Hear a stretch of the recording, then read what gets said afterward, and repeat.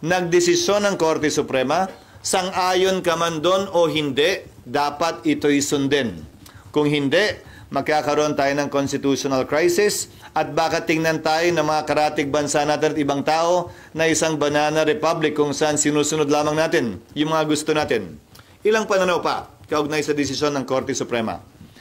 5 sa 11 pinag-utos ng Korte Suprema na isumite ng Kamara ay kabilang sa order o kautusan ng Senate Impeachment Court mismo, kaugnay sa compliance ng Kamara sa 1-year ban. Sabi nga ng isang kritiko ng Senado noong mga panahong yon, wala daw karapatan ng Senado utusan ng Kamara at tanungin ng Kamara kaugnay ng 1-year ban.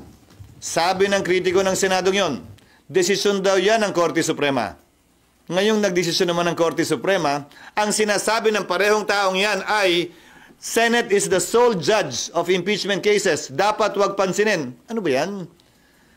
Talaga bang nagbabago kung ano ang tama, totoo at naaayon sa batas? Depende sa gusto natin? Hindi ba dapat?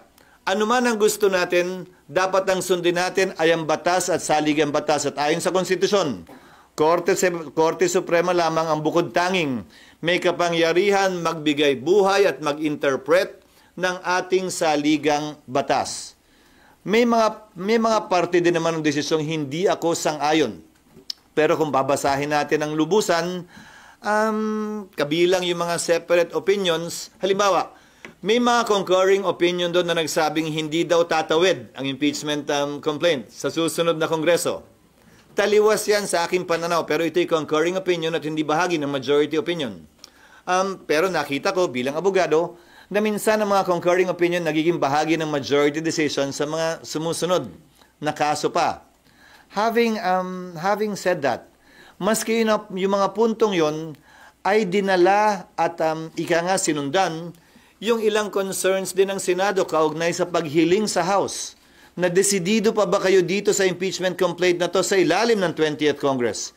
Dahil hindi otomatiko yon. Ayon sa dalawang separate concurring opinion sa dalawang mahistrado, binanggit nila yon sa kanilang opinion. Ulitin ko, ito'y pagpapasyahan namin pero wala ako nakikitang rason at dahilan personally para hindi namin sundan at sundin ito. Maliwanag ang desisyon ng Korte Suprema. The impeachment complaint is null and void ab initio. Ab initio meaning from the beginning. Nakasaad din sa desisyon ng Korte Suprema, hindi nagkaroon mula't mula ng jurisdiction ang Senado doon sa impeachment complaints dahil sa paglabag sa Bill of Rights, particular due process of law. Pangatlo, sinabi din ng Korte Suprema, immediately executory ang desisyong ito. Ngayon narinig ko pinag-uusapan ng ilang mga bagay, kaugnay ng reconsideration, kaugnay ng pag-file ng pag-apply ng ilang mga prinsipyo sa batas, kabilang ng Doctrine of Operative Fact, pero hindi natin maialis na alam ng Supreme Court ang lahat ng ito. Ang Doctrine of Operative Fact, Korte Suprema mismo ang nagbaba niyan bilang exception sa null and void ab initio ruling nila sa mga nagdaang kaso. So kung nais nilang gamitin yan, edi ginamit na sana nila dito. Pangalawa, tapusin ko lang, at pangalawa, kaugnay sa paglabag ng due process, kinlaro din nila yon na kapag ka-violation ng due process ang pinag-uusapan, ay wala na tayong pwedeng i-review o ibalik pa dahil nawala na ng jurisdiction mula sa simula ang anumang korte o husgado. Ayon sa majority at unanimous decision ng korte. Yes? Pag-uusapan nyo yan nang nakakonvene kayo as impeachment court o pwede po sa plenary, ma'am? Personal ko ding opinion ito, pero ang masusunod dito ay ang mayoriya. Nakalagay kasi sa korte, sa desisyon ng Korte Suprema, walang jurisdiction ang impeachment court. Walang jurisdiction ng Senado. Nadinggin pa ang mga articles of impeachment. Naalala nyo, bago kami nag-convene, binasa yung articles of impeachment, at least in dulo man lang, bago kami nagka-jurisdiction. Ang sinasabi ng Korte Suprema sa desisyon nila ngayon ay unconstitutional yung articles of impeachment. Kaya walang jurisdiction yung Senado. At pag sumumpa yung mga bagong halal na senador, they will swear to do impartial justice during trial.